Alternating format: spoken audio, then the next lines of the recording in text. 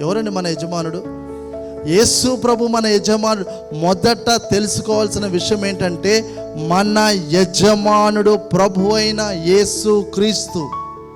ఎందరూ బాప్తిజం పొందారో, మారు మనసు పొంది బాప్తిజం ద్వారా ప్రభుని ధరించుకున్నారో, వాళ్ళందరూ గుర్తించాల్సింది ఏంటంటే, మొదట మీ యజమానుడు, తర్వాత ప్రభు అయ్యాడు, తర్వాత దేవుడు అయ్యాడు. గుర్తుపెట్టుకోండి, మొదట మీ యజమానుడు ఆయన. మొదట నిన్ను కొన్నాడు. నువ్వు మారు మనసు పొంది బాప్తిజం, నీళ్ళలో తండ్రి యొక్క కుమారుని యొక్క పరిశుద్ధాత్మలోనికి నువ్వు బాప్తిజం పొందితే ప్రభువు నిన్ను కొన్నాడు. అపవాది నోటిలో నుంచి వెల చెల్లించి రక్తమిచ్చి కొన్నాడు. నిన్ను కొంటే నీ ఎవరి స్వాస్థ్యము? దేవుని స్వాస్థ్యము, ప్రభువు స్వాస్థ్యము. నీ యజమానుడు ఎవరు? యేసు ప్రభు.